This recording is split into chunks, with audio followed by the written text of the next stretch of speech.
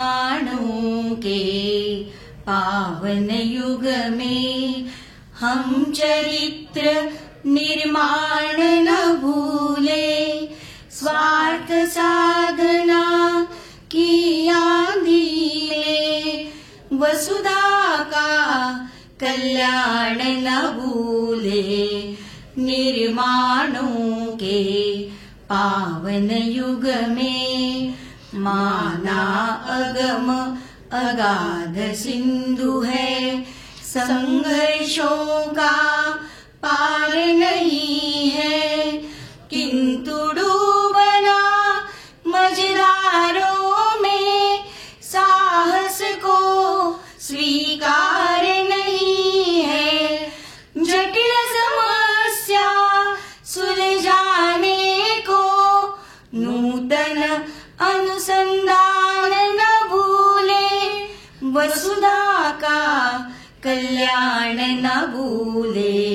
निर्माणों के पावन युग में शील विनय आदर्श श्रेष्ठता तार बिना झंकार नहीं है। शिक्षा क्या स्वर साध सकेगी यदि नैतिक आधार नहीं है। कीर्ति कौमुदी की गरिमा में संस्कृति का सम्मान न भूले, वसुधा का कल्याण न भूले। निर्माणों के पावन युग में आविष्कारों की कृतियों में यदि मानव का प्यार नहीं है, सृजनहीन विज्ञान व्यर्थ है।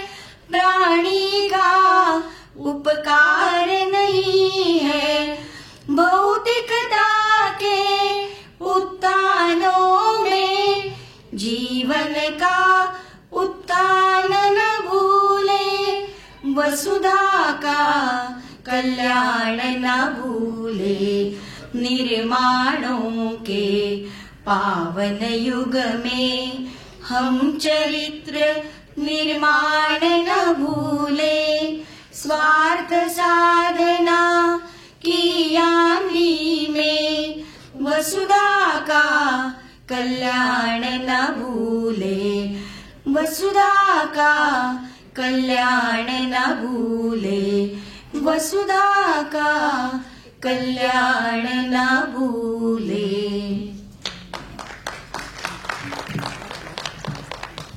धन्यवाद मॅडम। गेली अनेक वर्ष, जवळपास 10-12 वर्ष, ह्या दोन्ही गुणी शिक्षिका, गुणी गायिका आपल्या परिषदेच्या कार्यक्रमाला आवर्जून उपस्थित असतात आणि सर्व गायनाचा विभाग त्या एक हाती पेलून धरतात। तर आजच्या कार्यक्रमाचे अतिथी श्री गाणार सर यांनी पुष्पगुच्छ देऊन त्यांचा सन्मान करावा अशी विनंती मी माननीय आमदार श्री गाणार सर यांना करते। Shrimati Rashmi Salgaonkar, children aid society माध्यमिक विद्यालय मानखुर्द या शाळेच्या शिक्षिका सन्मानित होत आहेत। विद्यमान आमदार, विद्यमान शिक्षक आमदार माननीय श्री नागोजी गाणार यांच्या हस्ते। दुसऱ्या आपल्या शिक्षिका आहेत, त्यांच्यासोबत त्यांना साथ संगत करणाऱ्या आशा सकपाळ, श्रीमती आशा सकपाळ या दोन्ही गुणी कलावंत शिक्षिकांचा सत्कार आपल्या शिक्षक आमदार नागोजी गाणार यांच्या हस्ते होत आहे। एकदा जोरदार टाळ्या त्यांच्या सहकार्यासाठी।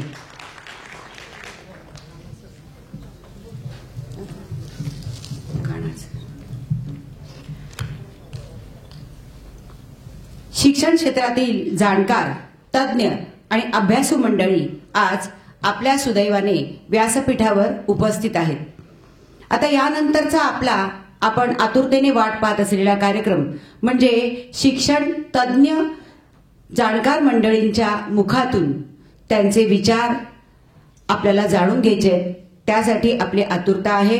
मी प्रथम आमंत्रित करते आजच्या कार्यक्रमाचे प्रमुख अतिथी माननीय श्री भगवानराव साळुंखे. माननीय भगवानराव साळुंखे हे माजी शिक्षक आमदार आहेत, सध्याचे राज्य संघटन मंत्री आहेत. तरुणांना लाजवेल अशी प्रचंड ऊर्जा त्यांच्यापाशी आहे. महाराष्ट्र राज्य शिक्षक परिषद संघटनेचा कोणताही कार्यक्रम कुठेही असो आणि कितीही वाजताचा असो आणि कोणत्याही ऋतूत असो तिथे हे हजर असणारच. असे हे माजी शिक्षक आमदार भगवानराव साळुंखे यांनी आपलं मनोगत व्यक्त करावं असं मी त्यांना विनंती करते.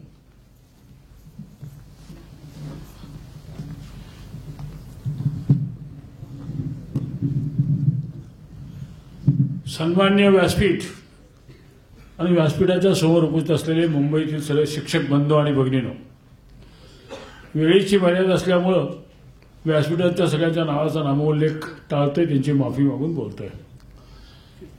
अनेक वक्ते बोलणार असल्यामुळे आणि परिषदेच्या मुंबई शहराच्या अधिवेशनातील हे भाषण असल्यामुळे उद्घाटन होणं, स्वागत होणं, सुस्वागत करून विश्वनाथ बापटांचा कार्यक्रम होणं आणि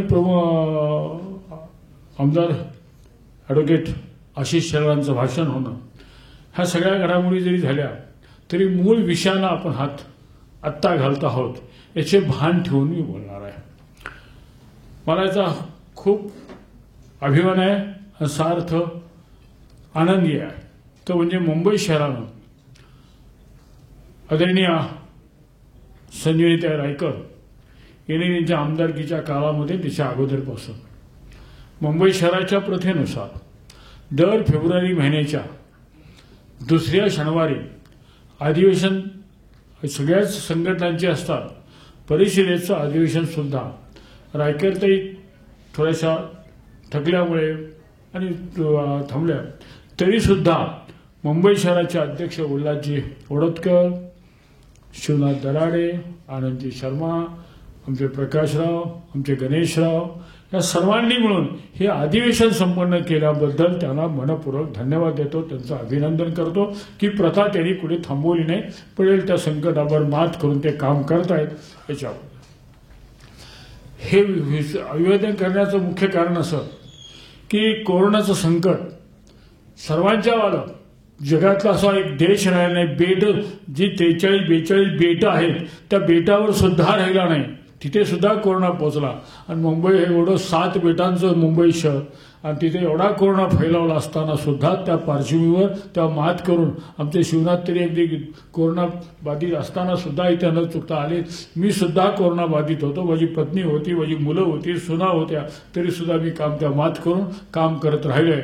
पण मला शिवनाथजी मी फोन लावला, शिवनाथजी गड्या येऊ नको, आम्ही सगळं करतो. पण शिवनाथ थांबला नाही, कारण ये हृदयचे ते हृदयी नातं असल्यामुळे शिवनाथ त्या ठिकाणी हजर राहून काम करतो आहे. म्हणून त्यांना पुन्हा एकदा आपण सन्मानित करूया की आमचे किती ऊर्जा घेऊन काम करतो आहे, सगळे काम करत आहे.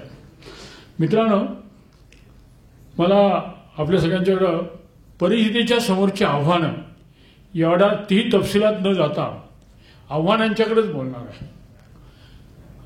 आपण 14 जुलै 1991 आदरणीय संजीवनीताई रायकरांच्याच बालमोहन विद्या मंदिरमध्ये आपण या परिषदेचं विस्तारीकरण केलं. नागो गाणार सर त्याला होते, वैनाजी कडू होते, आम्ही होतो. त्याला 30 वर्षाचा कालावधी लोटला.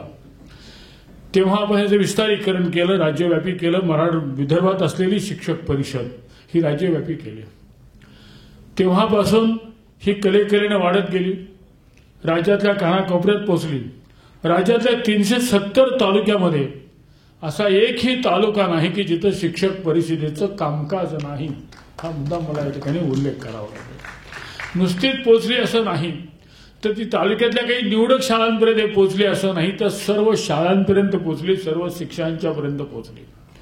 1991 जेव्हा मी परिषद घेऊन जेव्हा मी माझ्या सांगली जिल्ह्यामध्ये सातारा, सोलापूर, कोल्हापूर, पुणे या जिल्ह्यातून फिरत जायचा, त्या टीडेचं मोठं प्रस्ताव असायचं. लोक म्हणजे कसली परिषद, कुठली परिषद, कशाला आणली, काय आहे, काय संबंध, आम्ही सगळे TDFचे आहोत.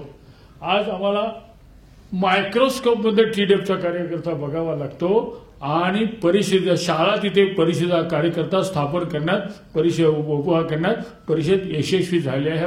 ही बाब मी नम्रपणे नमूद करतो. आमचे सुरेशजी भालेराव असतील, आमचे सुरेशजी उपाध्याय असतील, आमचे इथले प्रभाकर सरडे असतील, आमचे सगळ्यांची नावं जर मुंबईतली नावं घेतलं तर मोठ्या शैलजा पाठकांपासून सगळ्यांची नावं घेत बसलो मुंबईतली, ती सुद्धा मोठी श्रेय नामावली आहे. ह्या सगळ्या कार्यकर्त्यांनी तन मन धनाने काम केलं म्हणून परिषद शाळांत पोहोचले. प्रश्न मांडले, सोडवले. माझ्यावर जबाबदारी देण्यात आली. विधानदान तत्वाच्या शाळांचे आमदार होण्यापूर्वी प्रचंड कृती समिती गठीत करून प्रश्न मांडला, सोडवला आणि यशस्वी केला. आमदार झालो. आमदारीच्या काळामध्ये मी, गानार सर, कैलास सचिव, रामनाथ मोते सर, आम्ही सगळ्यांनी काय विधानदान शब्दांचा कायम शोध काढणं, मूल्यांकन करून घेणं याच्यासाठी प्रचंड योगदान दिलं. तो कायम शोध काढला तर तोही प्रकार चालू आहे. हे सगळं चालू आहे. परंतु त्याचबरोबर आता शिक्षणाच्या क्षेत्रामध्ये आलेलं महत्वाचं आव्हान कोणतं आहे, त्या आव्हानाकडे लक्ष होते. पहिलं आणि निखराचं आव्हान असं आहे, ते म्हणजे तुमच्या माझ्या निःशुल्क शिक्षण प्रणालीतल्या शाळांचं संरक्षण करणं. निःशुल्क म्हणजे ज्या विद्यार्थ्यांना त्या शाळेमध्ये फ्री ऑफ कॉस्ट प्रवेश दिला जातो, शासन त्याचं अनुदान देतं, शालेय अनुदान देतं, वेतनेचं अनुदान देतं, इतर सगळं एक्सपेन्सेस भागवतं आणि free education is provided to all children, सर्व मुलांना दिलं जातं. असं निःशुल्क शिक्षण प्रणाली त्या शाळांची आज अवस्था दयनीय होते आहे. ही आकडे मी लक्ष करतोय. हा विषय मी माझं लाईफ मिशन म्हणून काम करतोय. लाईफ मिशन एवढ्यासाठी करतोय की ह्या शाळा संपूर्ण नष्ट झाल्या तर जे महाराष्ट्राचं जे चित्र बघायला मिळेल आणि हे चित्र देशातल्या उर्वरित 28 राज्यांमध्ये 28 प्रांतांमध्ये गेलं आणि 9 केंद्रशासित लडाख हे नवं केंद्रशासित प्रांत झाला, प्रदेश झाला. त्यामध्ये जर पोचलं तर मग लोअर मिडल क्लास आणि लोअर मिडल क्लास आणि डाऊन ट्रोडन क्लास ह्यातल्या मुलांना शिक्षण मिळू शकणार नाही, अशी दुरावस्था निर्माण होईल. आणि म्हणून आपलं निःशुल्क शिक्षण प्रणाली संरक्षित राहिली पाहिजे, हा मोठा विषय. आपल्या महाराष्ट्रापुरतं 2-3 वाक्यात 2 मिनिटात एका वाक्यात विश्लेषण करतो.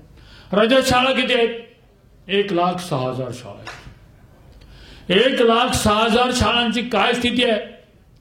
1,06,000 शाळांपैकी मित्रांनो, जिल्हा परिषद शाळा, अनुदानित शाळा, प्राथमिक शाळा, माध्यमिक शाळा, ज्युनियर कॉलेजेस हे सगळं मिळून आहे 1,06,000. 1,06,000 शाळातील 40,000 शाळा शेवटच्या घटका मोजत आहेत. ह्या मुंबई महानगरामध्ये सुद्धा प्रचंड शाळा बंदच पडलेत आणि त्या ठिकाणी काही संस्थाचालकांनी इंग्रजी माध्यमांच्या शाळा काढून मराठी माध्यमांच्या शाळा किंवा निश्चित म्हणजे मराठी माध्यमांच्या निःशुल्क शाळा होत्या का? नाही, उर्दू माध्यमांच्या शाळा सुद्धा होत्या आणि आहेत, हिंदी माध्यमांच्या शाळा सुद्धा होत्या आणि आहेत, सिंधी माध्यमांच्या शाळा सुद्धा होत्या आणि आहेत, इंग्लिश मिडियमच्या शाळा ब्रिटिश अंपायरमध्ये कालखंडात दिलेल्या शाळा होत्या आणि आहेत. म्हणजे पुण्यात शहरात आहेत, मुंबई आहेत, नागपूरला आहेत आणि मराठवाड्यामध्ये सुद्धा आमच्या किरण बावटणकरांच्या औरंगाबादमध्ये सुद्धा काही शाळा आहेत इंग्लिश मिडियमच्या, ग्रँटेड स्कूल्स आहेत. 1972 साली इंग्रजी माध्यमांच्या शाळा पुढे द्यायच्या नाहीत, ही पॉलिसी डिझाईन झाली, तेव्हापासून चालू आहे. परंतु मित्रांनो, आज अवस्था अशी आहे की या सगळ्या ग्रँटेड शाळा, सर्व ओपन टू ऑल, सर्वांसाठी असलेल्या शाळा, अगदी सर्व जातीचे, सर्व धर्माचे, सर्व पद्धतीचे मुलांनी तिथं यावं, येता तरी सुखे या, जाता तरी सुखे जा, असं शिक्षण घ्यावं, अशा त्या शाळा होत्या आणि आहेत. त्या शाळेमध्ये शिकवणाऱ्या शिक्षकाला वेतन मिळालं पाहिजे, त्याला सॅलरी ग्रँट दिली गेली. त्या शाळा चालवण्यासाठी सरकारकडे हात पसरायला, समाजाकडे हात पसरून मिळणार नाही म्हणून टोकन म्हणून 12% वेतन नव्हतं. ह्या सगळ्या शाळा आता बंद करण्याचं प्रचंड षडयंत्र आहे. 1,06,000 शाळातील 40,000 शाळा शेवटच्या घटका पोहोचत आहेत. हे तसं मी विधान केलं. तर स्वातंत्र्य मिळालं तेव्हा इंग्रजी माध्यमाच्या शाळा किती होत्या आणि आजची स्थिती काय आहे? स्वातंत्र्य मिळालं तेव्हा 200-250 सुद्धा इंग्रजी माध्यमांच्या शाळा नव्हत्या. आज या शाळांची संख्या 25,000पेक्षा जास्त झाली. माझा इंग्रजी भाषेवर राग नाही, इंग्रजी शाळांच्यावर राग नाही, माझा म्हणण्यापेक्षा आमचा परिषदेचा नाही, कोणाचाही नाही. या शाळा निघण्याचा आमचा विरोध नाही. त्या निघत असताना त्याचं धोरण सरकारचं कसं आहे? धोरण मागेल त्याला, मागेल तिथे, मागेल तेव्हा, मागेल तसली शाळा. बरं आराखडा गुंडाळून ठेवला. किती लोकसंख्येला एक शाळा, 2 शाळेमध्ये किती अंतर असावं, आणि पहिल्या शाळेचा न हरकत दाखला घेतल्याशिवाय नवीन शाळेला मान्यता द्यायची नाही, हे सूत्र प्रस्तावित होतं. ते सरकारनं गुंडाळून ठेवलं. कोणत्या सरकारनं गुंडाळून ठेवलं हा सुद्धा मोठाचा विषय. जे रोज उठता बसता झोपता शाहू फुले आंबेडकर, शाहू फुले आंबेडकर ह्याचा जयघोष करतात, आता जे सत्य आहे त्यानेच आम्ही सर्वांसाठी मोफत शिक्षण देतोय असा कांगावा करत आज त्या शाळेला कुलप लावण्याचा कार्यक्रम सुरू आहे. आणि हे त्यांचेच बगल बच्चे, आणि ते स्वतः सत्तेत असलेले आमदार, सत्तेत असलेले खासदार, राजकीय आत्ताच्या सत्तेत असलेले तेच मात्र या शाळा घेऊन शिक्षणाची भांडवलदारी अर्थव्यवस्था प्रस्थापित करतायत. हा त्याच्यातून मनी मेकिंग करतायत. लोअर केजीला 50,000, 25,000, 1,00,000, 2,00,000 आणि शाळांचा चातुर्वर्ण जन्माला येते. अब्जाशांच्या शाळा वेगळ्या, कोठ्ठाशांच्या शाळा वेगळ्या, लक्षाशांच्या शाळा वेगळ्या आणि गोरगरिबांच्या शाळा वेगळ्या, ज्या आता डिमिनिशिंग आहे, क्षीण होत चाललेल्या अनुदानित शाळा आहेत, नगरपालिकांच्या शाळा आहेत, महानगरपालिकांच्या शाळा आहेत. त्या शाळा बंद पाडून त्या ठिकाणी ही नवीन शिक्षण प्रणाली फिनान्स बेस करा फी गोळारी चालवा तुमच्या शाळा संदेश देणारी शिक्षण प्रणाली प्रस्थापित केली जाते. हे मोठं आव्हान परिषदेसारख्या, परिषदी महाराष्ट्रातील एकमेव मोठी संघटना आहे, राज्यव्यापी आहे, शाळेवर पोहोचलेले आहे. म्हणून हे आव्हान परिषदेच्या समोरचं आव्हान आहे, म्हणजे तुमच्या माझ्या सगळ्या समोरचं आव्हान आहे. मी इथं बसलेल्या सर्व मित्रांनो, या आव्हानाला भिडण्यासाठी आम्ही आमची सिद्धता करणार का नाही हा माझा मुद्दा आहे. आणि मित्रांनो, ते लढलं पाहिजे. आणि पहिली बाब आपण अशी केली पाहिजे की आपण आपल्या शाळांच्या वाचवण्यासाठी त्याचे कार्यक्रम काय, आपल्या शाळेतलं अध्यापन तुमचं माझं गुणवत्तापूर्ण असणं. ज्या शाळेतलं अध्यापन गुणवत्तापूर्ण आहे तिथं मुलं प्रवेश घेत आहेत, पण जिथलं अध्यापन गुणवत्तापूर्ण नाही तिथली मुलं शाळा सोडून दुसऱ्या शाळेत जात आहेत. आपलं अध्यापन गुणवत्तापूर्ण हे आव्हान पेलण्याचा एक भाग आहे आणि तो महत्वाचा भाग आहे. त्याचबरोबर दुसरा यातला बोध आहे मित्रांनो, समाजाचं उद्बोधन करावं लागेल. कारण समाजाच्या समोर एक चुकीचा संदेश दिला जातो आहे की इंग्रजी माध्यमाच्या शाळेत गेल्यानंतर माझा मुलगा जर आमचा इंटरनॅशनल स्कूलला गेला ना तो सरळ UPSC होणार आहे, तो IPSC होणार आहे, तो थेट सेंट्रल गव्हर्नमेंटमध्ये जाणार आहे असा संदेश दिलाय. तो CBSE ला ICSE ला गेला की तो सरळ सेंट्रल गव्हर्नमेंट जाणार आहे. जर तो आमच्या इंग्लिश मिडियमच्या शाळेला गेला तर UPSC तो MPSC होणार आहे, तो अंक होणार आहे, तो PSI होणार आहे असा संदेश दिला जातो आहे. आणि झेडपीच्या शाळेत गेला का अनुदानित शाळेत गेला तर तो शाळेत काहीतरी वेगळं होणार आहे, काहीतरी झाला तर तलाठी वगैरे होईल, नाही तो संपणार आहे अशी चर्चा समाजात पासवल्या. त्यात पालक बिथरला आहे. त्या पालकाला म्हणून आपण गुणवत्तापूर्ण अध्यापन करत असताना समाजाचं उद्बोधन करावं लागेल, समाजाला समजून द्यावं लागेल. अरे हा महाराष्ट्र घडवला तो या निःशुल्क शिक्षण प्रणालीने घडवलाय. या महाराष्ट्राच्या या प्रणालीला संवर्धन करणं, याचं संरक्षण करणं, आपली मुलं या शाळेत घालणं ही फार नितांत आवश्यक आहे. हे आम्ही सांगितलं पाहिजे. तुम्हाला मला हे मान्य आहे की मी राहतो कळंबोलीला, मी नोकरी करतो इथे, माझ्या पालकाचा माझा संवाद कमी आहे, ही गोष्ट मी समजू शकतो. पण तरी सुद्धा त्याच्यातून वेळ काढणं आणि पालकाशी संवाद साधणं, पालकांच्या जेव्हा सभा होतात, बैठका होतात, निर्णय रीतीनं होईल तेव्हा आपण हा विषय गेला पाहिजे. मुळात आपली लेकरं आपण अशा शाळेत घातली पाहिजेत. आमचेच मुलं, आमच्या शिक्षणाची लेकरं जर इंग्रजीमधल्या शाळेत असतील तर मात्र मला सांगण्याचा नैतिक अधिकार राहणार नाही. घेतलं पाहिजे. जगातला मोठा सिद्धांत आहे मित्रांनो, जगातला कुणी सिद्धांत खोडू शकलेला नाही मित्रांनो, तो म्हणजे मुलगा आईच्या भाषेत, मातृभाषेत शिकू शकतो. मातृभाषेतून शिक्षण प्राथमिक दिलं पाहिजे. हा संबंधामध्ये नॅशनल पॉलिसी ऑफ एज्युकेशन मध्ये ज्यावेळेला नरेंद्र मोदींनी याची पहिल्यांदा घोषित केलं, प्रस्तावित केलं, परिषदेच्या वतीनं आम्ही ज्या निवेदन पाठवलं त्याचा आता परिणाम म्हणून 5वीपर्यंत शिक्षण मात्र शाळेत द्यायचं आता शासनानं मान्य केले, त्याची कृती आता व्हायला लागेल. परंतु तोपर्यंत आपण सुद्धा ह्याचा आवाज उठवण्याची आवश्यकता आहे, पालकांचं उद्बोधन प्रबोधन करण्याची आवश्यकता आहे, असा मुद्दा येतो. तिसरा यातला मुद्दा असा येतो मित्रांनो, परिषदेच्या माध्यमातून कृती समितीच्या माध्यमात अनेक प्रकारच्या कृती समिती आहेत, त्या सगळ्याचे जनक परिषदेचे नेते आहेत, लक्षात घ्या. परंतु श्रेयवादाच्या नादातून मीच श्रेय आणलं असं म्हणून आमच्यातली मंडळी आमच्या उलटून पडलेली, तुटून पडलेली आता निरनिराळ्या संघटनेकडे जात आहेत, छोट्या छोट्या स्वार्थात जात आहेत. त्यांनाही आम्हाला रोखावं लागेल, त्यांनाही आम्हाला दुरून घ्यावं लागेल. आणि या विनामदारी शाळा आता आझाद मैदानावर हजारो शिक्षक बसलेले आहेत. कशा काय म्हणतायत, आम्हाला 20% 40% करा, निकषपत्र शाळांचं अनुदान द्या, हा मुद्दा. त्या लढ्यामध्ये सुद्धा तुम्हाला मला योगदान द्यावं लागेल. इथे आम्ही तिथे गेलो पाहिजे, त्यांना पाठबळ दिला पाहिजे, त्या लढ्यामध्ये सहभागी झालो पाहिजे. उद्याच्या 20 आणि 21 तारखेला राज्य कार्यकारिणीची बैठक शिर्डीला आहे, अध्यक्ष बोलतील, त्याच्यामध्ये आम्ही सविस्तर निर्णय घेऊन याची व्याप्ती, आंदोलनाची व्याप्ती कशी करावी त्याचा संदेश आपल्या उल्हास ओडतकरांच्याकडनं वगैरे आपल्याला सगळ्यांना पोहोचेल अशी व्यवस्था करतोय.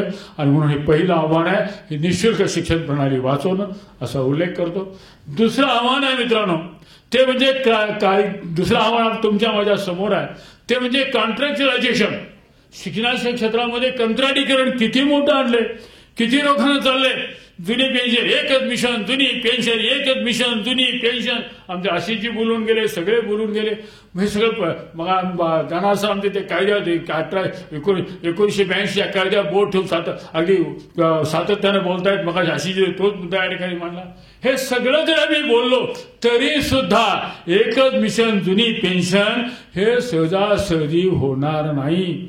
ते करायचं असेल तर आज जो जुन्या पेन्शनमध्ये आहे तो उठला पाहिजे, जुन्या पेन्शनचा आग्रह नवीन पिढीला द्या म्हटलं पाहिजे. आमचं काही देणं घेणं नाही, आम्ही आता परिपूर्ण झालो, आम्ही सगळं. आता मला सेवानिवृत्तीतून 15 वर्ष झाली, काय मला त्या लढ्याचं काय कारण आहे का? अगदी वेल सेटल काय घरात बसो, आमच्या किरण भावना काय घरात बसवत नाही का, आमच्या गाढारा काय घरात बसवत नाही का? पण आम्ही उठतोय एकच मिशन जुनी पेन्शन म्हणतोय. पण हे म्हणण्यामध्ये तुमचं इन्व्हॉल्वमेंट, तुमचा सहभाग, your participation, active participation, effective participation, हा किती प्रकार आहे मित्रांनो? याचं उत्तर नकारात्मक. आणि म्हणून हे आता ही एक बाब सांगितली, जुनी एक पेन्शन काढून घेतली. तुम्हाला मानो आम्ही परिषदेच्या माध्यमातून मी फक्त 40 वर्ष काम करतोय. आमच्या राज्यात आमच्यापेक्षा 10 वर्ष जास्त.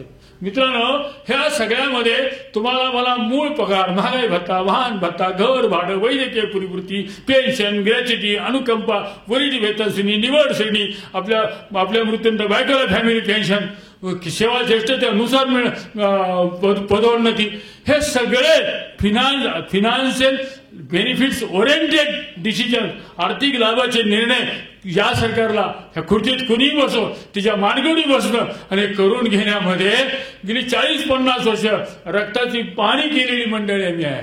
मित्रांनो, मी सांगतोय आज तुमच्या पिढीच्या समोर, या नवीन पिढीच्या समोर एक मोठं आव्हान आहे. हे सरकार काढून घेतंय, हळूहळू बोनस काढून घेतला, पेन्शन काढून घेते, वरिष्ठ वेतनश्रेणी काढून घ्यायला टपले, निवड श्रेणी काढून घ्यायला टपले, सेवा ज्येष्ठता क्रम काढून घ्यायला टपले. हे सगळं स्टेप बाय स्टेप सगळं चालू झालंय. अरे मग जे आम्ही लढून मिळवलं ते टिकवण्यासाठी तरी तुम्ही पुढे येणार की नाही का? मी, माझी बायको, माझा बंगला, माझं घरदार, चुकलं काय माझं भावंडानो? आपली मानसिक आवड किती असली पाहिजे आणि ती इन्व्हॉल्वमेंट. म्हणून आम्ही जे लढून मिळवलं ते टिकवण्याकरता आपण सामोरं आलं पाहिजे, असं दुसरं आव्हान आपल्याला बोलतोय. तिसरं आव्हान बोलून मी माझं भाषण संपवणार आहे. मला 10 मिनिटं वेळ दिलाय, एक 2-3 मिनिटं कदाचित जास्त झाली असते. पण तिसरं आव्हान हे येऊ घातलेलं आव्हान आहे. ते तुम्हाला आम्हाला खूपच झोंबलेलं आहे, झोंब येते तुमच्या माझ्यासोबत. उया हवी एंटँगल, आपण त्या आव्हानाने गुरफटलेले गेलेलो आहोत. आपल्या सगळ्यांना ते कोणतं? या अभ्यासक्रम, जो अभ्यासक्रम येतोय, एनसीईआरटी अभ्यासक्रम करते, युनिव्हर्सिटी SSC बोर्ड अभ्यासक्रम तयार करतोय, आमच्या युनिव्हर्सिटी ग्रँट्स कमिशनच्या माध्यमातून अभ्यासक्रम तयार केले जातात, एनसीडीईच्या माध्यमातून अभ्यास केले जातात, AICTIच्या माध्यमातून अभ्यासक्रम, इंजिनिअरिंगचे अभ्यासक्रम केले जातात, सगळे पुढे आणले जातात. मित्रांनो, त्याची जी प्रिन्सिपल्स आहेत, त्याची जी तत्व अभ्यासक्रम तयार करण्याची, तुम्ही आम्ही कोण आहात? We are peace workers. मी इंग्रजीचा शिक्षक, मी मराठीचा शिक्षक, मी हिंदीचा शिक्षक, मी प्राध्यापक इंजिनिअरिंग कॉलेजचा, मी अकाउंटन्सीचा प्राध्यापक आहे, मी डॉक्टरेट आहे, सगळं खरं आहे. पण तरी सुद्धा मी पीस वर्कच करतोय. टोटल एज्युकेशन प्रोसेस, समग्र शिक्षण प्रक्रिया, समग्र अभ्यासक्रम आणि त्या अभ्यासक्रमाची दिशा, याच मगाशी धर्मपालांचा उल्हासाने केला. मी अगदी चकित झालो, आनंदी झाला. हे एक अनन्यसाधारण व्यक्तिमत्व आपल्यातलं आहे, पण ते मॅटर ऑफ डिस्कवरी संशोधनाचा मोठा विषय धर्मपालांनी केलेलं संशोधन होतं. पुस्तक मी तिथे बघितली, घेतली सुद्धा मगाशी, खरेदी केली सुद्धा मगाशी मी. आणि त्यांच्या खरं म्हणजे त्यांची खंडच्या खंड वाचले पाहिजेत. भारतीय शिक्षण, आपली व्यवस्था, आपल्या व्यवस्थेत काय बोलतो? केवळ भारतीय म्हणून बोलतो? नाही मित्रांनो, जगातल्या सगळ्या देशांच्या सगळ्या विचारवंतांनी, सगळ्या शिक्षण तज्ञांनी त्यांनी जे विचार मांडलेत, ते जे राष्ट्रीयत्वाचा खरा विचार भारतीय शिक्षणामध्ये आहे. हे जगातल्या पाश्चिमात्य देशातल्या अभ्यासकर्त्यांनी विचारला, त्यांनी सुद्धा आमची विचारधारा घेतली. पण आमचं मात्र अमृत घट भरले तुझ्या घरी, का वनवन फिरशी बाजारी. आम्ही मात्र आम्हाला आमचं विसरून गेलोय आणि आमचंच पाश्चिमात्यकरण प्रचंड वेगानं झालंय. पाश्चिमात्य मात्र आमचं अनुकरण करतायत. ही परिस्थिती बदलावी लागेल. म्हणून वैचारिक प्रदूषणामध्ये अडकलेली शैक्षणिक व्यवस्था आणि शैक्षणिक अभ्यासक्रम, त्याच्यातून आपल्याला सुटका करण्याचं हे मोठं आव्हान आहे. नाहीतर ते आव्हान जर पेलण्याकडे दुर्लक्ष केलं आणि तर मित्रांनो, नजीकच्या काळात तुम्हाला मला खूप मोठ्या संकटाला सामोरा जावं लागेल. भारतीय संस्कृती, भारतीय समाज व्यवस्था आणि भारतीय संसदीय लोकशाही सुद्धा कदाचित संकटात येऊ शकते. इतकी पायमुळं त्या अभ्यासक्रमात आहेत, तिच्या रचनेत आहेत, तिच्या मांडणीत आहेत. ते आव्हान सुद्धा आपल्याला ताकदीने पेललं पाहिजे आणि त्यासाठी परिषदेची सिद्धता व्हायला हवी.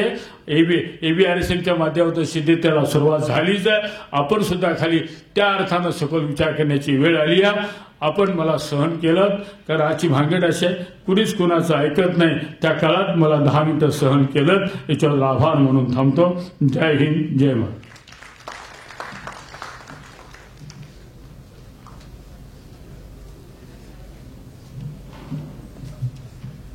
धन्यवाद सर. आजच्या कार्यक्रमाचे दुसरे अतिथी माननीय विद्यमान आमदार श्री नागोजी गाडार यांना मी विनंती करते की त्यांनी आम्हाला मार्गदर्शन करावं. आपल्या शिक्षकांचा आवाज शासन दरबारी पोहोचवताना, प्रश्न मांडताना, हक्कांसाठी लढताना दिसणारे असं हे उमद नेतृत्व म्हणजे गाणार सर. कायदा, कलम, पोटकलम हे सगळं मुखोद्गत, शांत, संयमी आणि प्रसंगी आक्रमक असं हे व्यक्तिमत्व, असं त्यांचं वर्णन करता येतं. थोडक्यात काय, झाले बहु, होतील बहु, आहेतही बहु, परंतु या समहा.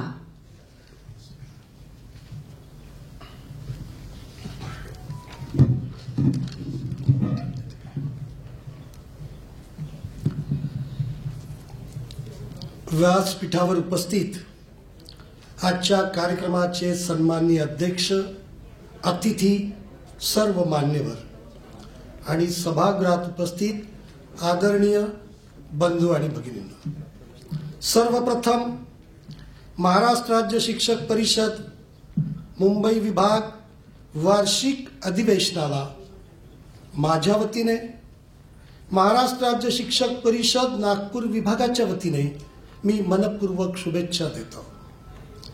अधिवेशन आपल्या भावना जाणून घेण्यासाठी, आपले विचार समजून घेण्यासाठी आणि त्या आधारे आपल्या संघटनेचं धोरण ठरवून संघटनेचं कामकाज, संघटनेचं कार्य पुढे नेण्यासाठी आपण आयोजित करतो आणि त्याप्रमाणे पुढची संघटनेची चाल, कार्यवाही केली जाते. आज आपण 12 ठराव मंजूर केले. या ठरावामधल्या सर्व मुद्द्यांना आपल्यासह माझीही संमती आहे आणि शिक्षकाचा प्रतिनिधी या नात्याने, शिक्षकाचा शिक्षक असलेला प्रतिनिधी या नात्याने हे 12ही ठराव शासनाकडून मंजूर करून घेण्यासाठी पूर्ण क्षमतेने प्रयत्न करील असं मी आपल्याला वचन देतो. खरं म्हणजे विषय भरपूर आहे, पण वेळेचं बंधनी आहे.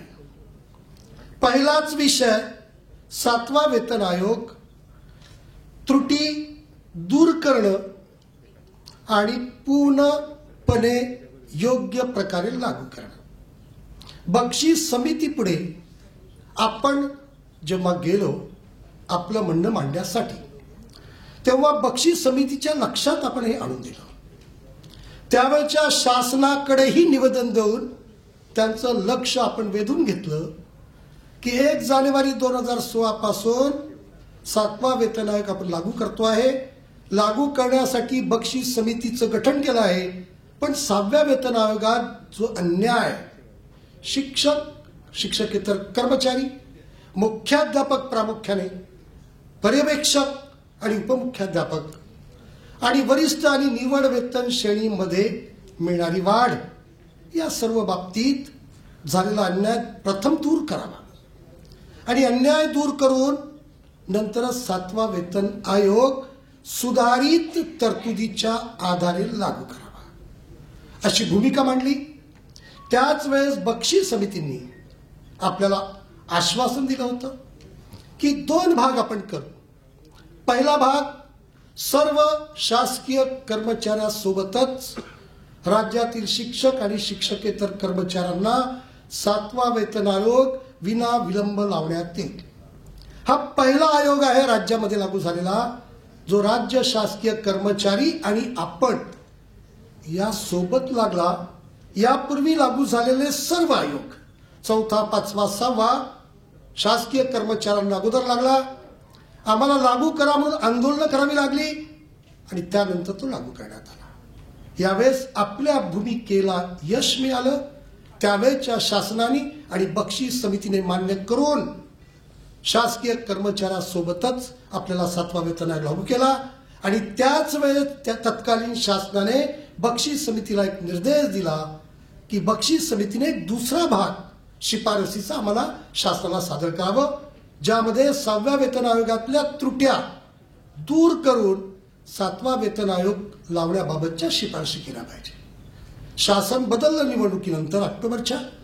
बक्षीस समितीचा दुसरा भाग शासनाला सादर झाला, पण आता निवडून आलेल्या शासनाने तो भाग तसाच पेंडिंग ठेवला आहे. महाराष्ट्र राज्य शिक्षक परिषद या पेंडिंग ठेवलेल्या अहवालाची अंमलबजावणी करावी याकरता सातत्याने प्रयत्न करत आहे आणि तो प्रयत्न यशस्वी झाल्याशिवाय थांबणार नाही एवढं वचन या निमित्ताने मी देतो. जुनी पेन्शन योजना 1 नोव्हेंबर 2005 पासून लागू झालेली, बंद झालेली आणि नवीन लागू झालेली. जुनी पेन्शन योजना बंद केली 31 ऑक्टोबर 2005 पासून आणि 1 नोव्हेंबर 2005 पासून त्याऐवजी नवीन पेन्शन योजना आणली, नवीन परिभाषित अंशदायी पेन्शन योजना.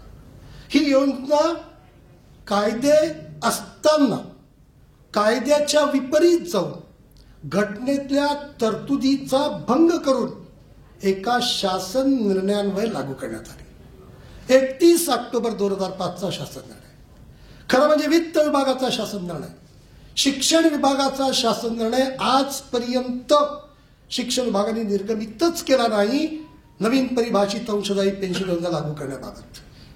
आणि कायद्यामध्ये MEPS रूल्स 1981 मध्ये आजही नियम क्रमांक 19 आम्हाला हक्क देतो जुन्या पेन्शन योजनेचा आणि भविष्य निर्वाह निधी योजनेचा हक्क देतो नियम क्रमांक 22. हे दोन्ही कायद्यामधले नियमामधले तरतुदी बाजूला ठेवून शासन निर्णय काढून आम्हाला नियमाच्या हक्कापासून दूर करण्याचं पाप 31 ऑक्टोबर 2005ला असलेल्या शासनाने केलं. ते दूर करण्यासाठी सातत्याने आपण लढतोय. लढा यशस्वी होण्याच्या दिशेने जेव्हा जातो आपलेच लोक अडथळे निर्माण करतात. 1 नोव्हेंबर 5 पूर्वी नियुक्ती झाले लोक अनुदान दिलं गेलं 100%. 1 नोव्हेंबर 2005 नंतर त्यांनाही जुन्या पेन्शन योजनेपासून वंचित ठेवून नवीन परिभाषित अंशदायी पेन्शन योजना लागू करण्यात आली. त्याच्या विरुद्ध आपण लढतोय. आपला मुद्दा कायद्यातल्या तरतुदीचा आहे. MEPS रूल्स 1981 मधला नियम 19 आणि नियम 20(2) आजही अस्तित्वात आहे. त्यामुळे आम्हाला पेन्शन आणि भविष्य निर्वाह निधीच्या अधिकारापासून वंचित ठेवू शकत नाही कोणतेही सरकार. ही आपली भूमिका आहे. पण या सरकारने आत्ता ऑक्टोबर 2019 मध्ये आलेल्या सरकारने तो नियम बदलण्याचं पाप सुद्धा करण्याचा प्रयत्न केला. 10 जुलै 2020ला अधिसूचना काढली.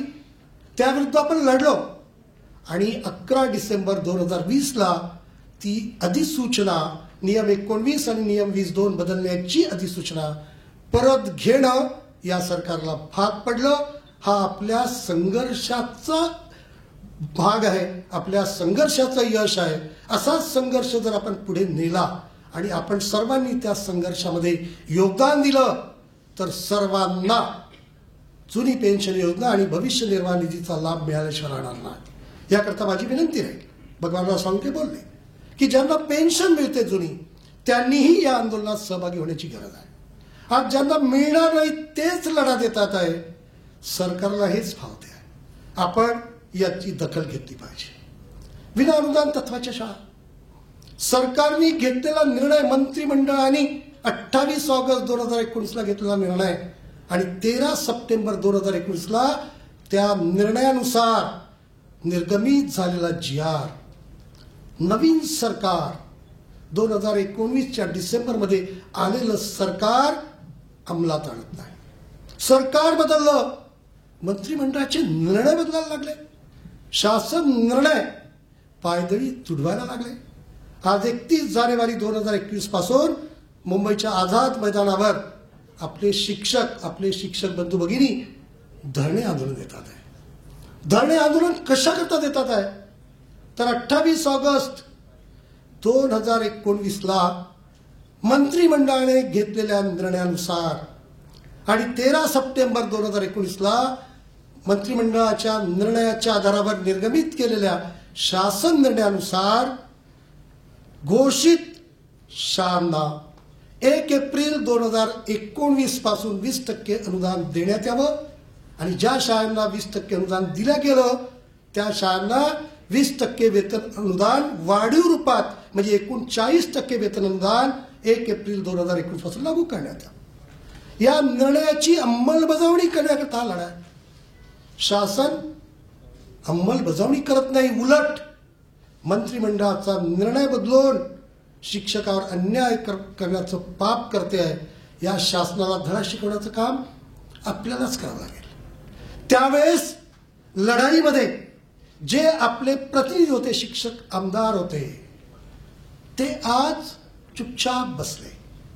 का चुप बसले, का गप्प बसले तर त्यांनी या सरकारला पाठिंबा दिला आहे. इतर संघटना आणि इतर संघटनांचे अधिकृत उमेदवार ज्यांना आपण निवडून दिलं ते शिक्षक आमदार कसे वागतात याकडे लक्ष ठेवणं गरजेचं आहे. ही काळाची गरज आहे. आपला प्रतिनिधी जर राजकीय पक्षाचा बटीक असेल, सत्ता कोणाची याच्या आधारावर त्याचं प्रतिनिधित्व ठरणार असेल, प्रतिनिधित्व करण्याची दिशा ठरणार असेल तर कुठेतरी आपला प्रतिनिधी निवडताना आपण खूप मोठी चूक करतो हे आपण समजून घेतलं पाहिजे. सर्वात पहिली चूक या राज्यात मुंबई विभाग शिक्षक मतदारसंघात झाली. ती चूक सुधारल्या गेली नाही. याचा परिणाम, दुष्परिणाम मी म्हणेल असा झाला की आज राज्यात सर्व मतदारसंघात नागपूर विभाग शिक्षक मतदारसंघ फक्त अपवाद राहिला. इतर सर्व मतदारसंघात शिक्षक नसलेला राजकीय पक्षाचा अधिकृत उमेदवार हा आपण निवडून दिलेला आहे. आता राजकीय पक्षाचा अधिकृत उमेदवार जर निवडून आला तर तो कोणाचं हित जपेल? राजकारणाचं हित जपेल, आपल्या सत्ताधारी पक्षाचं हित जपेल की शिक्षकाचं हित जपणार आहे? हे आपण ओळखलं पाहिजे. त्यांना बोलण्यात अर्थ नाही. ते तर लबाडच आहेत. लबाडी करण्यासाठीच या मतदारसंघात आलेले आहेत आणि या मतदारसंघात लबाडी करण्यासाठी आलेल्यांना आम्ही जर निवडून देत असू तर ही आमची चूक आहे आणि आता भविष्यात आमच्याकडून अशी चूक होऊच नाही असा प्रयत्न आमच्या सर्वांचा झाला पाहिजे, तो केला गेला पाहिजे. शैक्षणिक पात्रतेचा विषय आहे टीईटीचा. आजही आमच्या MEPS रूल्स 1981 मध्ये शिक्षक होण्याकरता जी पात्रता आहे ती अनुसूची ब मध्ये दिली आहे. त्यात आजही टीईटीचा समावेश झालेला नाही. समावेश करण्यासाठी अधिसूचना निर्गमित झाली पण निर्णय झाला नाही. मात्र टीईटी पात्रता धारण केली नाही म्हणून शिक्षकांचे वेतन बंद केले 1 जानेवारी 2020 पासून. आणि संस्था चालकांना शासन वारंवार सांगते आहे की टीईटी पात्रता धारण न करणाऱ्या शिक्षकांना सेवामुक्त करा, त्यांना घरी पाठवा. शिक्षक परिषदेने निर्धार केला आहे की कोणत्याही शिक्षकाला आम्ही घरी पाठवू देणार नाही. सर्व शिक्षकांना संरक्षण देणं हे आमचं कर्तव्य आहे आणि ते कर्तव्य आम्ही बजावण्याचं काम केल्याशिवाय राहणार नाही. अनुसूची क MEPS रूल्स 1981 मधली ज्यानुसार आपल्याला वेतन श्रेण्या मिळतात, बक्षीस समितीच्या अहवालानुसार मिळालेला 7वा वेतन आयोग किंवा यापूर्वी मिळालेले वेतन आयोग हे अनुसूची क चे भाग होतात. अनुसूची क रद्द करण्याचा सरकारने विषय घेतला होता, बातमी प्रकाशित केली होती. आपण सगळ्यांनी विरोध केला. महाराष्ट्र राज्य शिक्षक परिषदेने शिक्षण सचिवाविरुद्ध हक्कभंग दाखल केला. शेवटी ही अधिसूचना त्यांना मागे घ्यावी लागली. हा शिक्षक परिषदेच्या कार्याचा भाग आहे, शिक्षक परिषदेच्या कर्तव्याचं यश आहे. ही सुद्धा बाब आपण लक्षात घेतली पाहिजे. सेवा ज्येष्ठतेबाबतचे वाद, डीएड विरुद्ध बीएड उभा केला. शिक्षकामध्ये फूट पाडण्याचं पाप सरकारने जाणीवपूर्वक केलं आणि कायद्यामधल्या तरतुदीच्या विसंगत शासन निर्णय काढताच येत नाही, घटनात्मक त्यांना शासनाला अधिकारच नाही असं असतानाही सपाट्याने वारंवार असे शासन निर्णय शासन काढत जाते आणि आपल्यामध्ये वाद वाढवून फूट पाडण्याचं काम करत असते. 5वा वर्ग माध्यमिक शाळेत असलेला 5वा वर्ग प्राथमिक शाळेला जोडण्याबद्दलचा शासन निर्णय. खरं म्हणजे RT कायदा 2009 आणि RT रूल्स 2011च्या विसंगत हा शासन निर्णय.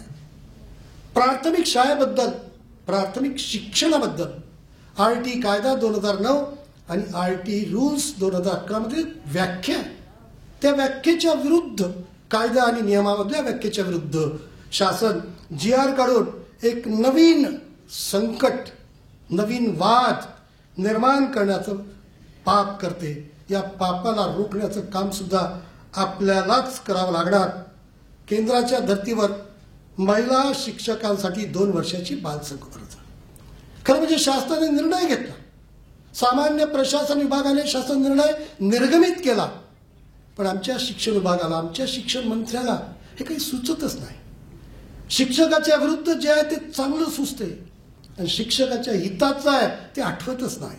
अजूनपर्यंत शिक्षण विभागाने शासन निर्णय न काढल्यामुळे बाल संगोपन रजेचा लाभ आपल्याला घेता येत नाही. ही सुद्धा उणीव दूर करण्याचं काम आम्ही करणार. संच निर्धारण, खरं म्हणजे संच निर्धारण कशाच्या आधारे करावं हे प्रशासनाला, शिक्षण विभागाच्या आणि शासनाला समजलं नाही, हे खरं आमचं दुर्भाग्य आहे. मी तर नेहमीच म्हणतो की शिक्षणात राजकारण नसलं पाहिजे, मात्र राजकारणात शिक्षण असलं पाहिजे. पण याच्या उलट वास्तव आहे. शिक्षणात राजकारणच आहे आणि राजकारणात शिक्षण नाहीच आहे. म्हणून ही दुरावस्था निर्माण झाली आहे. एकूण शाळेतल्या विद्यार्थी संख्येच्या आधारावर शिक्षकांची पदं मंजूर करण्याचं शासनाने 28/12/2015 ठरवलं. आपल्याकडे पद्धत होती संच निर्धारण करण्याची वर्ग तुकड्या निहाय आणि विषयाची गरज, विषयाला आवश्यक असलेल्या तासिका आणि त्या तासिकेच्या आधारावर शिक्षकांची पदं, अशा प्रकारची पद्धत होती संच निर्धारणाची. ती मोडकळीस आणली, तोडली, संपवली आणि 2013-14 पासून 1 ते 5, 6 ते 8, 9 ते 10 या वर्गात इयत्तेमध्ये असणाऱ्या एकूण विद्यार्थी संख्येवर 30 विद्यार्थ्यामागे एक शिक्षक किंवा 35 विद्यार्थ्यामागे एक शिक्षक या प्रमाणात शिक्षकांची पदं मंजूर करण्याचा अशैक्षणिक शासन निर्णय घेतला आणि तो राबवला. काय झालं शिक्षण क्षेत्रामध्ये? अनेक शाळा अशा आहेत की वर्ग तुकड्यात असतं शिक्षकांची पदं कमी. अनेक शाळा या राज्यामध्ये अशा आहेत की जिथे वर्ग तुकड्या कमी शिक्षकांची पदं जास्त. शासनाने ठरवल्याप्रमाणे सर्व विषय त्यांना आवश्यक असलेल्या तासिका घेणारा शिक्षकच नाही. कला शिक्षक, शारीरिक शिक्षण शिक्षकाचा तर वादच सुरू आहे. मुख्याध्यापक पद रद्द करून टाकलं. मुख्याध्यापकाशिवाय शाळा कशी कल्पना होऊ शकते? शाळा चालवण्याचा अधिकार कायदेशीर हा शाळा समितीला आहे. शाळा समिती ही प्रशासनाला शाळेच्या जबाबदार असते आणि या शाळा समितीचा सचिव मुख्याध्यापक असतो. पण आमच्या शासनाचा शासन निर्णय संच निर्धारणाचा असं सांगतो की जर शाळेत विद्यार्थी संख्या 150 पेक्षा कमी असेल तर मुख्याध्यापकाचं पद राहणार नाही. आता तर नवीन जी.आर निघाला, कोरोनाच्या काळात काढला, लाज नाही वाटली काढणाऱ्याला, की चतुर्थ श्रेणी कर्मचाऱ्याची पदं रद्द करून टाकली. शाळेत चपराशी नाही, प्रयोगशाळा परिचर नाही, पहारेकरी नाही, झाडूमाला नाही, साफसफाई करणारा कर्मचारी नाही. कोरोनाचं संकट आहे, शाळा सुरू करण्याच्या गोष्टी आपण करतोय, पण सरकार या पद्धतीने वागतंय. सरकारला ठिकाणावर आणायचं असेल, लोकमान्य टिळकांचं वाक्य जर खरं ठरवायचं असेल की सरकारचे डोके ठिकाणावर आहे का, हे बाळ गंगाधर टिळक, लोकमान्य बाळ यांना जे त्यावेळेस आठवलं ती बाब आपल्याला तर दररोज आठवते. आणि या सरकारचं डोकं ठिकाणावर कोण आणेल? ठीक आहे का या प्रश्नाचं उत्तर नाहीच. पण ते ठिकाणावर कोण आणेल? तर ते आणण्याचं काम शिक्षकांनाच करावं लागेल. शिक्षक हाच खरा समाजाला दिशा देणारा घटक आहे. आणि म्हणून समाजाला, शासनाला दिशा द्यायची असेल, त्यांचं डोकं ठिकाणावर आणायचं असेल तर महाराष्ट्र राज्य शिक्षक परिषदेसारखी राष्ट्रव्यापी राष्ट्रवादी विचाराची संघटना असली पाहिजे. शिक्षक हित, शिक्षण हित आणि राष्ट्रहित हे तत्व, ही त्रिसूत्री घेऊन काम करणारी संघटना आहे. अन्य संघटनासारखी संघटना नाही. शिक्षकांचं हित जपण्यासाठी सतत संघर्ष करणं हे ध्येयच आहे. कोणत्या पक्षाचं सरकार आहे, कोणाचं सरकार आहे याचा विचार न करता शिक्षकाचं हित शिक्षणाच्या हितासाठी आणि शिक्षणाचं हित राष्ट्राच्या हितासाठी साधण्याकरता कार्यरत असणारी संघटना, या संघटनेच्या कामात आपण सर्वांनी सहभागी होऊन समाज जागृती करावी, शिक्षण क्षेत्रात जागृती करावी. शासनाचं डोकं ठिकाणावर आणण्यासाठी जे जे संघर्ष आपण करतो त्यात आपण सहभागी व्हावं अशी विनंती करतो आणि थांबतो. धन्यवाद.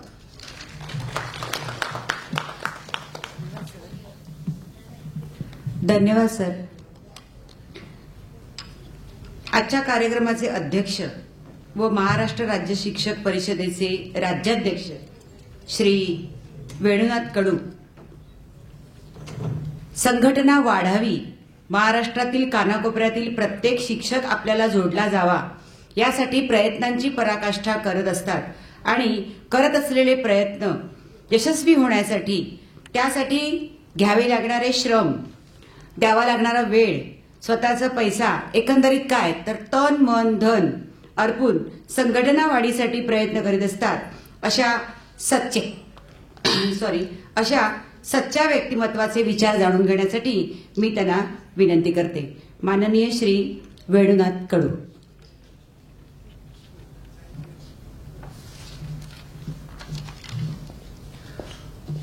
महाराष्ट्र राज्य शिक्षक परिषद मुंबई विभागाच्या अधिवेशनाचे आणि मुंबईचे अध्यक्ष आदरणीय उल्हासजी वडोदकर, कार्यवाह शिवनाथजी दराडे, कोषाध्यक्ष गणेशजी नागदी, कार्याध्यक्ष आनंद शर्मा आणि उपाध्यक्ष प्रकाशचंद्र मिश्रा, महिला आघाडी प्रमुख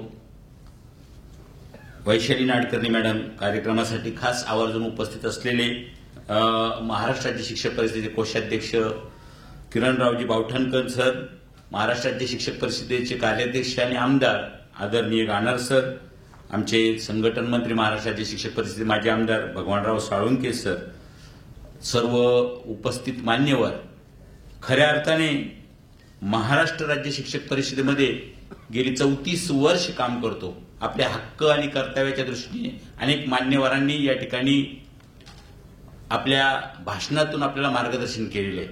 पण आदरणीय वामनराव पै यांच्या भाषेत सांगायचं झालं तर तू तुझ्या जीवनाचं शिल्पकार या पद्धतीने मी स्वतःला या महाराष्ट्र राज्य शिक्षक परिषदेचं काम करत असताना 34 वर्ष भाग्यवंत ठरवतो, भाग्यवंत मानतो. त्याचं कारण असं की सकाळी मी गाणार सरांना येताना असं म्हणलो की जे आमच्या दराडे सरांच्या भाषणातून उल्लेख आला की एकेकाळी आणि भगवानरावांच्या भाषणातून उल्लेख आला की एकेकाळी या राज्यामध्ये 2च संघटना होते. सत्य 2 आणि त्या 2च्या 200 काय 250 काय 300 350 संघटना झालेल्या आहेत. 2 संघटना प्रबळ होत्या. विधिमंडळामधले 7 शिक्षक आमदारांपैकी एक तर त्या संघटनेचा असायचा किंवा या संघटनेचा असायचा. महाराष्ट्र राज्य शिक्षक परिषदेचा एक तर असायचा किंवा त्या संघटनेचा असायचा. पण कार्य हे शिक्षकांच्या हेतूने व्हायचं.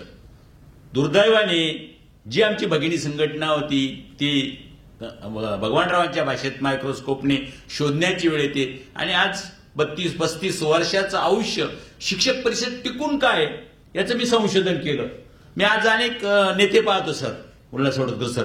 मी म्हणलो मी संपूर्ण महाराष्ट्रात प्रवास करतो. माझा कार्यकर्ता हा 7व्या वेतन आयोग असेल, 6व्या वेतन आयोगामध्ये असेल, कदाचित आज 4 चाकीत फिरतो. 100% नाही पण 25% हा 4 चाकीत फिरतो.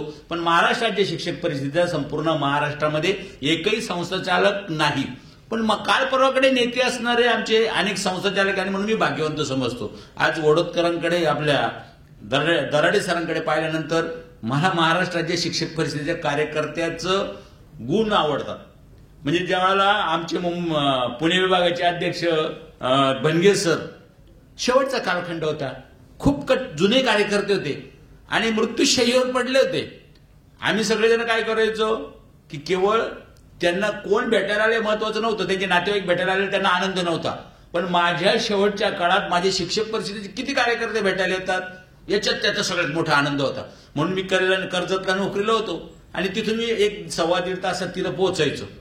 गेलो ना मी त्यांच्या प्रकृतीची चौकशी करायचो, कुटुंबाची करायचो. ते बाजीची चौकशी कशी भगवानचं काय चाललं, कारण ते भगवानराव नव्हते म्हणत, ते भगवानचं काय चाललं, मोतेचं काय चाललं याच्यासाठी काय केलं. अरे म्हणलो मी तुमचा म्हणलो बनगे सर मी आणलेला डबा खा. पण हा असा तळमळीचा कार्यकर्ता या महाराष्ट्र राज्य शिक्षक परिषदेने अभ्यास वर्गाच्या माध्यमातून या ठिकाणी केलेले. आदरणीय आशिषजी शेलार बोलले की सशक्त भारत, सक्षम भारत असे आदरणीय पंतप्रधान मोदी साहेब बोलतात. आणि सशक्त भारत, सक्षम भारत म्हणलं की मग सक्षम करायचं असलं तर कोणतं क्षेत्र आहे, शिक्षण क्षेत्र. म्हणजे काही बरं कोणती गोष्ट असू त्याचं जर प्रभावी या ठिकाणी नियोजन करायचं असेल तर एकमेव माणूस म्हणजे त्यांना डोळ्यापुढे दुसरा तिसरा कोणी येत नाही, तो म्हणजे शिक्षक. पण अर्थसंकल्पामध्ये मला त्या विधिमंडळात जायची संधी नाही मिळाली. पण मी गाणार सरांना, भगवानरावांना, मोत्यांना विचारायचो अर्थसंकल्पामध्ये आपला विषय कधी घेते हो. तेवढी सगळे संपले का, सगळ्यांना वाटून झालं, तुम्ही जाणीवपूर्वक अर्थसंकल्प ऐका, सगळ्यांना वाटून झालं आणि शेवटच्या पंक्तीतला आपण असतो. समजा जर नसलं काही शिळपाक तर तेवढं आपल्याला मिळतं. म्हणजे अर्थसंकल्पात आपण शेवट. पण सक्षम भारत करायचा असेल, सशक्त भारत करायचा असेल तर पहिले आपण. पण मी जाणीवपूर्वक सांगेल